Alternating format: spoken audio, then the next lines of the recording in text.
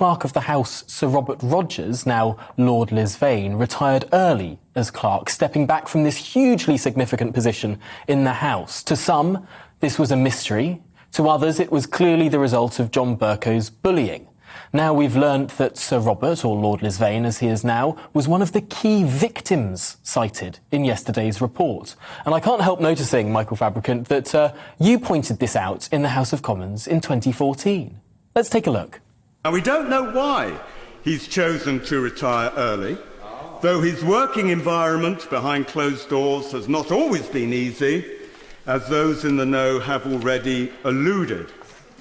And in that respect, despite Sir Robert having studied Anglo-Saxon at Oxford and being told at least at once in front of others to off by you, Mr. Speaker, I think that wouldn't have encouraged him to stay.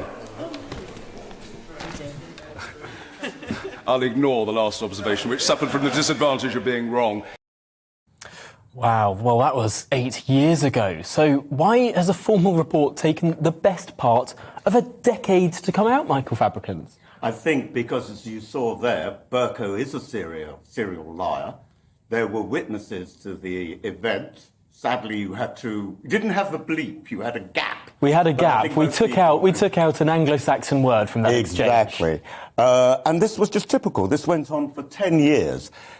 And in my view, it's not just John Bercow who has to answer to this, and it was 2 inquiries, by the way, who found him a serial liar and a serial bullier.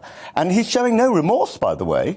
I mean, he's now still saying, they're all liars, they're all wrong, I was right, I wasn't a bully. It's extraordinary. But the people, I think, who also are very guilty is the House itself. Many people knew what was going on. And every time I raised it, I was bullied by Labour MPs who would shout and jeer and try and shout me down. Maybe because at the time he was supporting the Remainer point of view. I don't know why, but people were defending him. And I remember when I raised that issue in 2014, Margaret Beckett, who had been, or maybe she was at the time, I can't recall, leader of the House, came up to me and said I shouldn't have raised it. It was inappropriate. Well, there are a lot of shamefaced people now, I think, particularly on the Labour side, and 1 or 2 on the Conservative side too, who defended Bercow despite the evil goings-on.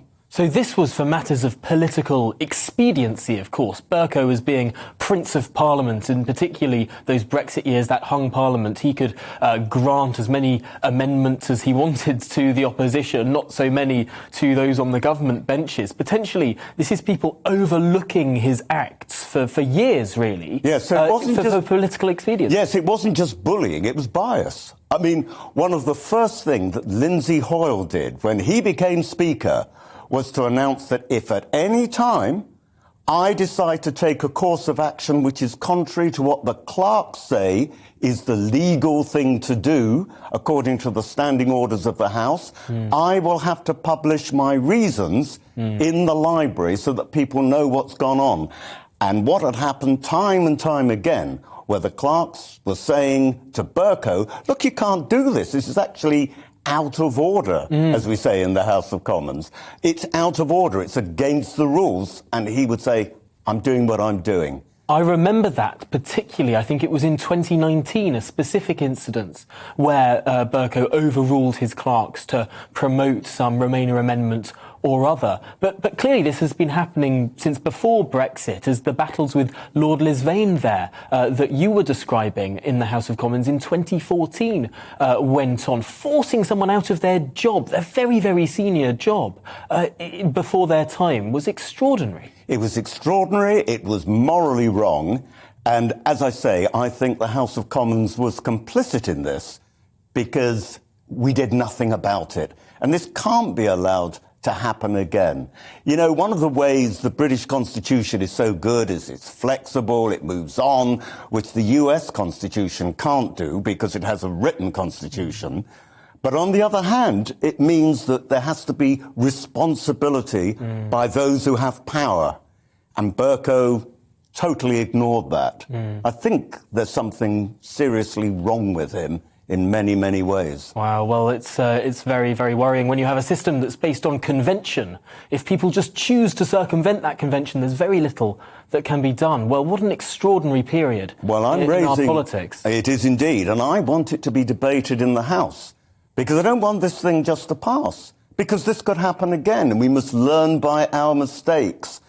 Both sides of the House have to accept some responsibility in not taking action, though I have to say there were plenty of Conservative MPs who backed me and supported me, not only in the chamber, but on social media, trying to expose him for the liar that he is.